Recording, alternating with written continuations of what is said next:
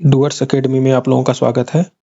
इस वीडियो में हम लोग घटना चक्र के लेखपाल एग्जाम का प्रैक्टिस सेट देखेंगे और यह पहला प्रैक्टिस सेट है।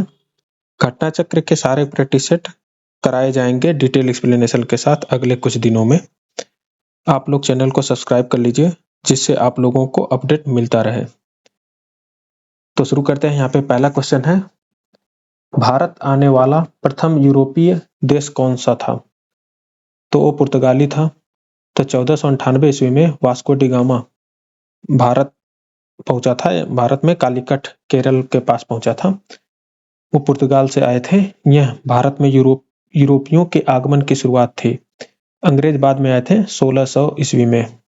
तो सबसे पहले पुर्तगाली आए थे, फिर डच आए थे, PDEF पुर्तगाली, डच, अंग्रेज, फिर इसके बाद से फ्रांसीसी आए थे।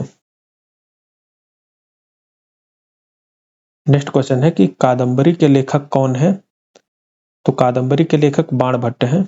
तो कादम्बरी संस्कृत गद्य साहित्य की एक प्रसिद्ध रचना है। इसके लेखक बाणभट्ट हैं। तो बाणभट्ट राजा हर्षवर्धन के दरबारी कवि थे और बाणभट्ट की दूसरी प्रसिद्ध रचना है हर्षचरित।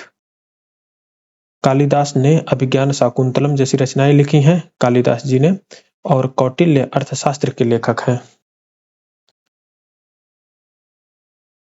नेक्स्ट क्वेश्चन है कि भारत में विश्वविद्यालय अनुदान आयोग UGC की स्थापना किस वर्ष की गई थी? तो 1953 में।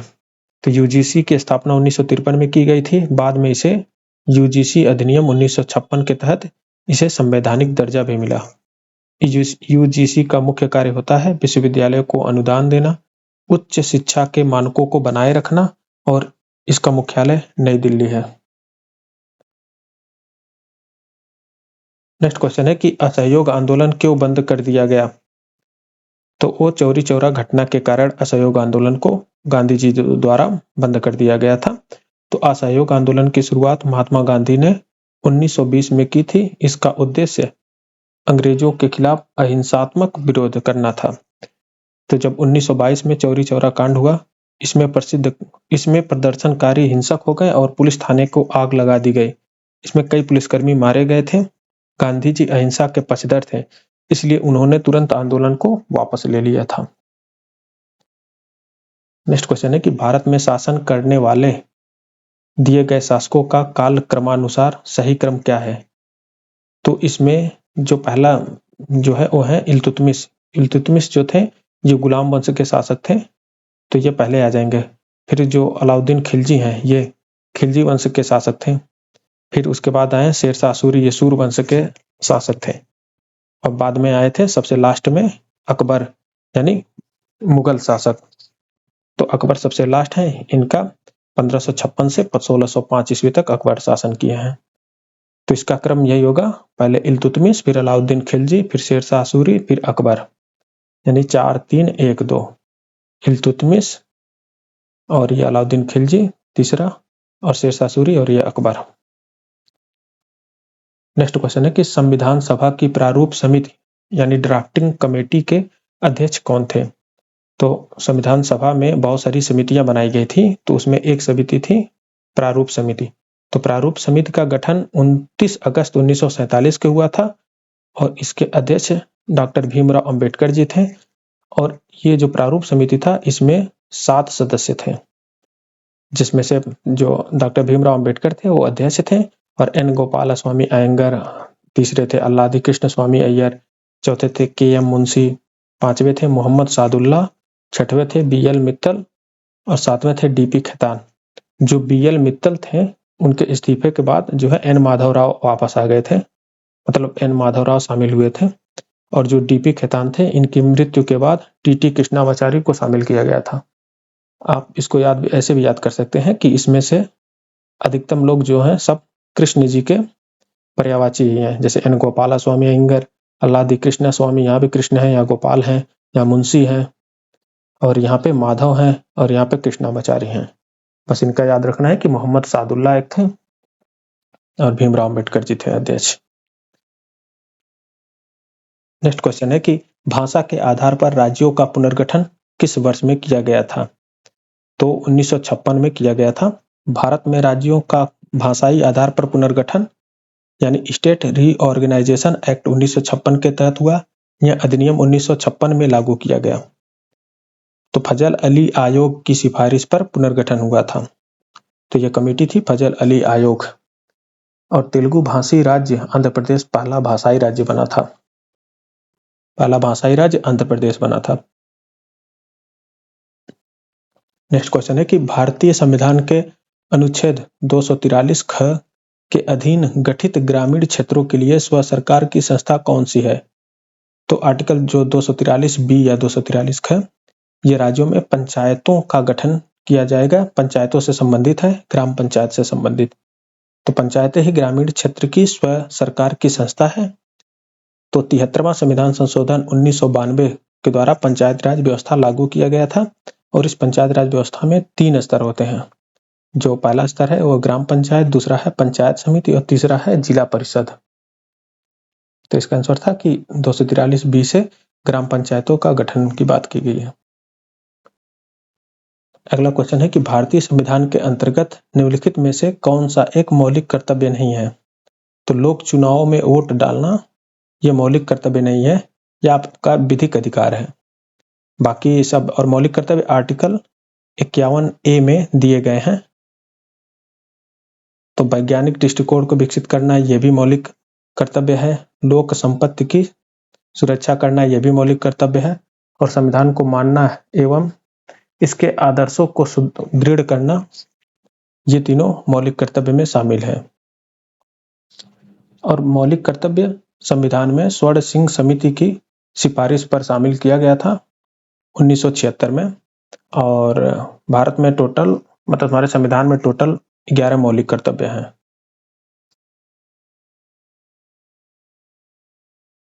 नेक्स्ट क्वेश्चन है कि अंतर्राष्ट्रीय शांति और सुरक्षा की अभिवृद्धि संविधान के किस अनुच्छेद का विषय है? तो ये आर्टिकल 51 में अंतर्राष्ट्रीय शांति और सुरक्षा की वृद्धि की बात की गई है। तो आर्टिकल 51 यह राज्य के नीति निर्देशक तत्वों में आता है। इसमें कहा गया है कि भारत अंतर्राष्ट्रीय शांति और सुरक्षा को बढ़ावा देगा। और जो आर्टिकल 48 है वह कृषि एवं पशुपालन से संबंधित है।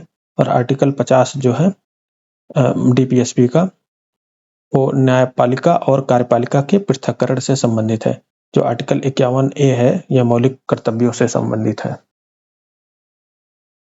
नेक्स्ट क्वेश्चन है कि जादूगोड़ा वर्तमान में किस खनिज के लिए प्रसिद्ध है?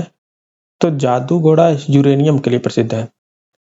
और जो थोरियम है, थोरियम मुख्यतः ये केरल के तटों पर मिलता है। और जादूगोड़ा यूरेनियम के लिए प्रसिद्ध है। प्लूटोनियम या प्राकृतिक रूप से खनन नहीं होता। और जिंकोनियम यह भी मुख्यतः तटीय क्षेत्रों में मिलता है। नेक्स्ट क्वेश्चन है कि निम्नलिखित में से कौन भारत के प्राकृतिक बंदरगाह हैं? चेन्नई, कोच्चि, तूतीकोरिन या विशाखापट्टनम? जिसमें से दूसरा और चौथा है, यानी ये कोच्चि और विशाखापट्टनम ये दोनों प्राकृतिक बंदरगाह हैं। तो भारत के प्रमुख प्राकृतिक बंदरगाह एक मुंबई और कोच्चि और विशाखापट्टनम, ये तीनों बंदरगाह भारत के प्राकृतिक बंदरगाह हैं। बाकी चेन्नई बंदरगाह ये कृत्रिम बंदरगाह है। और तूतीकोरिन बंदरगाह ये भी कृत्रिम बंदरगाह है। ये दोनों प्राकृतिक बंदरगाह हैं, कोच्चि और विशाखापट्टनम। नेक्स्ट क्वेश्चन है कि निम्नलिखित में से किस देश से होकर भूमध्य रेखा गुजरती है? तो केन्या है, केन्या से होकर भूमध्य रेखा गुजरती है। तो भूमध्य रेखा पृथ्वी को 2 भागों उत्तरी और दक्षिणी गोलार्ध में विभाजित करती है। यह कई देशों से होकर गुजरती है, जैसे इक्वाडोर, केन्या, ब्राजील, इंडोनेशिया। अगला क्वेश्चन है कि डोबर जल संधि जोड़ती है किसको? तो डोबर जल संधि इंग्लिश चैनल एवं उत्तरी सागर को जोड़ती है। तो डोबर जल संधि इंग्लैंड और फ्रांस के बीच स्थित है। इंग्लैंड और फ्रांस के बीच स्थित डोबर जल संधि है। यह जल संधि जो है वह इंग्लिश चैनल को उत्तरी सागर से जोड़ती है।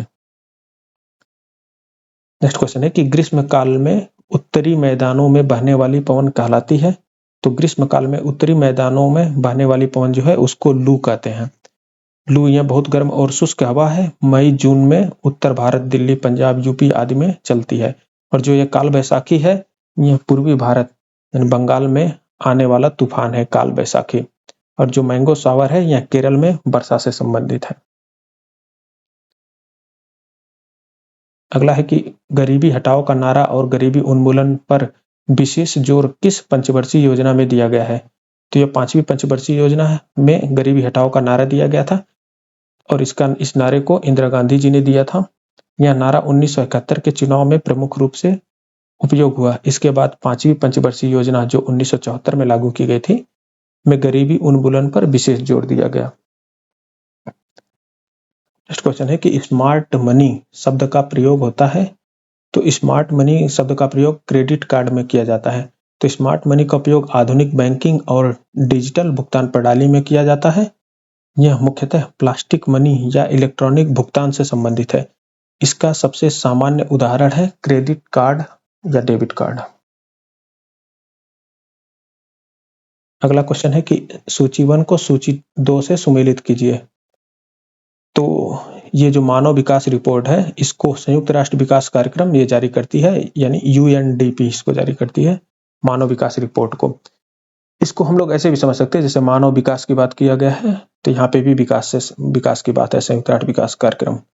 और जो बी है, बी 1 से मतलब इसका मैचिंग किया है। विश्व आर्थिक दृष्टिकोण ये अंतर्राष्ट्रीय मुद्रा कोष यानी IMF इसको जारी करता है। और विश्व निवेश रिपोर्ट, निवेश की बात है तो यह व्यापार से संबंधित होगा, तो यह व्यापार और विकास पर संयुक्त राष्ट्र सम्मेलन ये जारी करता है विश्व निवेश रिपोर्ट।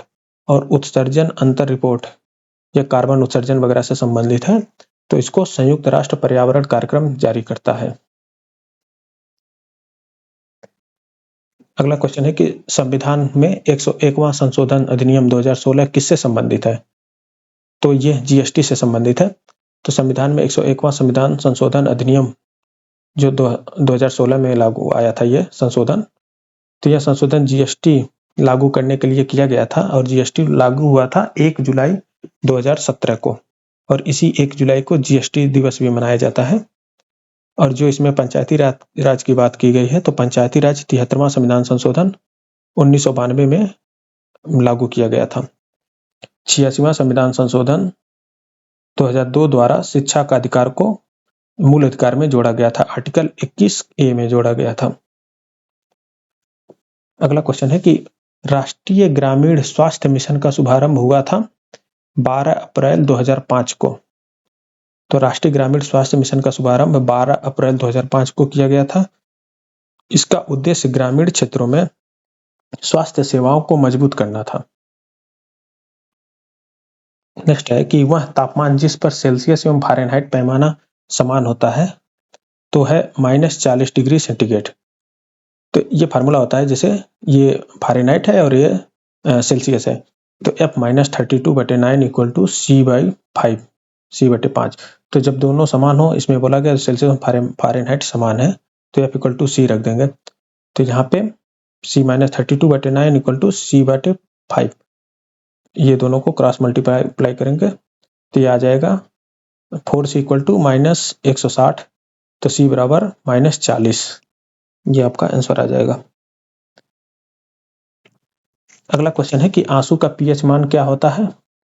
तो आंसू का pH सामान्यतः हल्का क्षारीय होता है। इसका pH लगभग 7.4 होता है। यह आंखों की सुरक्षा और संक्रमण से बचाव में मदद करता है क्योंकि यह हल्का क्षारीय होता है। 7 जो है वो न्यूट्रल होता है। 7 से ज़्यादा आगे की साइड बढ़ेगा, 7 से ज़्यादा तो क्षारीय हो जाएगा, 7 से कम होगा 1 से 7 तक तो अम्लीय माना जाता है। नेक्स्ट क्वेश्चन है कि घाव का अध्ययन क्या कहलाता है। तो घाव का अध्ययन ट्रॉमेटोलॉजी कहलाता है। तो इसमें बाकी ये जो है ओन्कोलॉजी, ये कैंसर का अध्ययन को ओन्कोलॉजी कहते हैं। ट्रॉमेटोलॉजी घाव या चोट का अध्ययन कहलाता है। एंटोलॉजी ये दर्शन शास्त्र से संबंधित है। अगला क्वेश्चन है कि प्रकाश संश्लेषण में रोशनी किस ऊर्जा में परिवर्तित हो जाती है। तो प्रकाश संश्लेषण में पौधे सूर्य के प्रकाश का उपयोग करके भोजन ग्लूकोज बनाते हैं। इस प्रक्रिया में प्रकाश ऊर्जा जो है वो रासायनिक ऊर्जा में बदल जाती है। तो प्रकाश संश्लेषण में जो प्रकाश ऊर्जा है वो रासायनिक ऊर्जा में बदल जाती है। अगला क्वेश्चन है कि इसमें सही मिलान की पहचान करें। तो माइक्रोवेव ओवन जो है इसको खोज किए थे पर्सी स्पेंसर ने, माइक्रोवेव ओवन का आविष्कार किया था, तो ये पहला सही था। बाकी जो ट्रांसफार्मर का विकास है ये विलियम स्टैनली ने किया था। और जो पियरे वर्नियर है इन्होंने वर्नियर स्केल से संबंधित हैं, इन्होंने वर्नियर स्केल की खोज की थी। और जो बैटरी का आविष्कार किए थे वो थे एलेसांद्रो वोल्टा ने किया था। और वर्नियर कैलिपर का संबंध पियरे वर्नियर से है। अगला क्वेश्चन है कि ग्राम्य विकास का मुख्य उद्देश्य क्या है। तो ग्राम्य विकास का उद्देश्य केवल एक क्षेत्र जैसे कृषि या सड़क तक सीमित नहीं होता है, इसमें समग्र विकास की बात की जाती है। जैसे इसमें प्राकृतिक संसाधनों का सही उपयोग हो, भौतिक संसाधनों इंफ्रास्ट्रक्चर का विकास हो, मानवीय संसाधनों, शिक्षा, स्वास्थ्य, कौशल का विकास हो। तो इसमें ये जो सी है ये तीनों ये सही हो जाएगा। प्राकृतिक, भौतिक और मानवीय संसाधनों का उपयोग और संवर्धन यानी समग्र विकास की बात की गई है। नेक्स्ट क्वेश्चन है कि ग्राम विकास के लिए विकास खंड यानी डेवलपमेंट ब्लॉक बनाने की सिफारिश किस समिति ने की थी। तो विकास खंड की अवधारणा सामुदायिक विकास कार्यक्रम जो 1952 में था इससे जुड़ी है। इसकी सिफारिश अधिक अन्न उत्पादन जांच समिति ने की थी। तो यानी इसका आंसर था कि अधिक अन्न उत्पादन जांच समिति। और बाकी जो था बलवंत राय मेहता समिति या पंचायती राज व्यवस्था 1957 में ये समिति बनी थी, उससे संबंधित है ये। और अशोक मेहता समिति ये भी पंचायती राज के सुधार से संबंधित है, ये 1978 में बनी थी। और योजना आयोग यह नीति निर्माण संस्था थी, कोई समिति नहीं थी। अब इस योजना आयोग को खत्म करके नीति आयोग इसके जगह पर लाया गया है। अगला क्वेश्चन है कि सामुदायिक विकास कार्यक्रम की शुरुआत के समय जिला स्तर पर प्रशासन का प्रमुख किसे बनाया गया था। तो सामुदायिक विकास कार्यक्रम 1952 में शुरू हुआ था। इसमें प्रशासन को 3 स्तरों में बांटा गया था, जिला स्तर, विकास खंड स्तर और तीसरा था ग्राम स्तर। तो जिला स्तर पर जो मुख्य अधिकारी था वो जिला कलेक्टर था।